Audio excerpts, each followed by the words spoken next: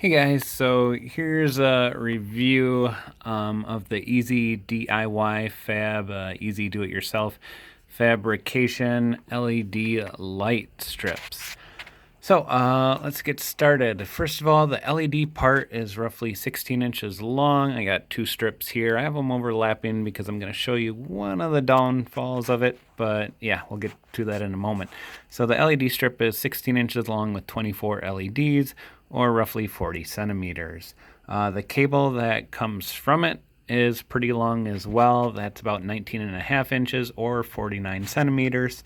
So the total length is about 90 centimeters. It also comes with a splitter cable.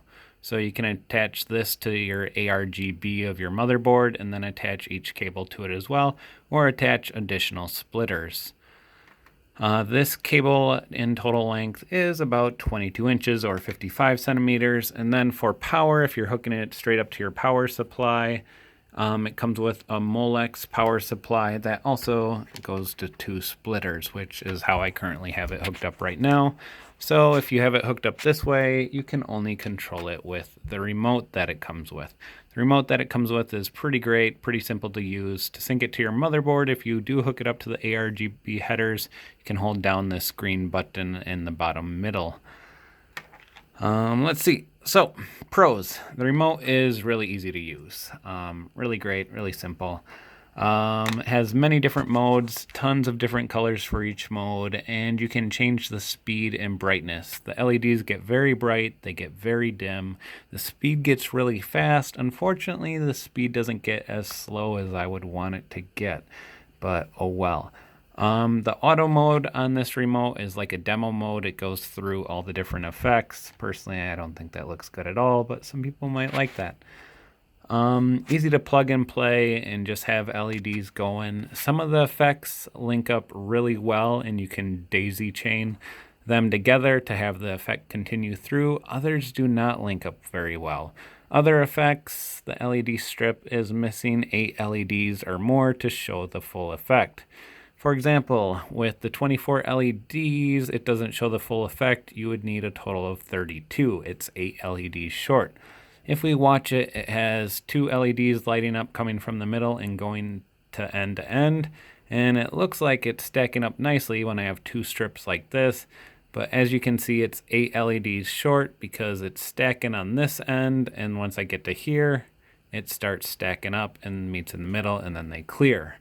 So that's one of the downfalls. The default rainbow mode is also unfortunately not the greatest. It's really long, and you cannot daisy chain 2 strips together to see the default rainbow mode continue on. So I'll show you what I mean in just a second. So here's the default rainbow mode. And so if I have 2 strips going opposite way, we'll see the 2 colors meet together like so. But if you wanted to daisy chain them, unfortunately, it's not going to work. So let's put this end. So if we look at the red LED in particular, since there's only one red LED, if we watch it go around, we would like it to continue onto that strip, but unfortunately, it doesn't continue. There's a pause, and then we finally get to it. I'm thinking at the speed it's going, the strips are about 16 LEDs short, but yeah. Anyway, I'd have to time that and count it out. So that's one downfall about the rainbow mode. Now when I do hook these up to my AuraSync motherboard, it goes to the AuraSync default rainbow mode, and I think it looks a lot better. So the default rainbow mode on AuraSync is only 16 RGBs in length. So you can see 2 reds at once, and the rainbow becomes a lot shorter. And personally, I think it looks a lot better. Sorry, you'll just have to look at the reflection on my all-in-one water cooler. But yeah, unfortunately, since it's 16 in length, you still can't daisy chain 2 of them together if I were to hook them up to my AuraSync on my motherboard. Let's see, what are some other cons of it? Yeah, it comes with a molex power supply, which is kind of That's this end here, the LP4. You can get a molex to SATA adapter like I got though, and it'll work just fine. Yeah, speed could go slower, and yeah, some of the different modes don't line up, but some of them do. So let's take a look at some of the different modes. Actually, let's go to max brightness. So here is very dim. Here is the max. Now these get really bright, so bright you don't want to look at them with your naked eye. It's just way too overpowering, which is great. Rather too bright than not bright enough. And then you can increase the speed. We'll increase the speed all the way. So now you can see the rainbow mode going much quicker. And the other modes go a lot faster as well. So looks like I'm fast forwarding the video. I'll slow down the speed to the slowest. So here's the fastest. And here's the slowest. So, and of course there's intermediate speed, so you can increase the speed a little at a time if you want it going a certain rate.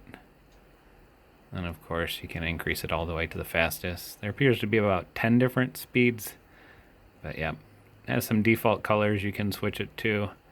Here's the auto mode, goes through rainbow, then it goes through a bunch of different modes. So I'm going to speed it up all the way, and you'll see it cycle through different modes. Now, a lot of the modes are the same, it just has a bunch of different colors. Kind of cool, kind of neat, but yeah, so we'll cycle through some of the different modes for you. If I were to cycle through all the modes, it would take about 2 minutes just as I was pounding this button to get through all the different modes, because each mode has so many different colors. But yeah, LEDs look great, can get super bright, easy to plug and play.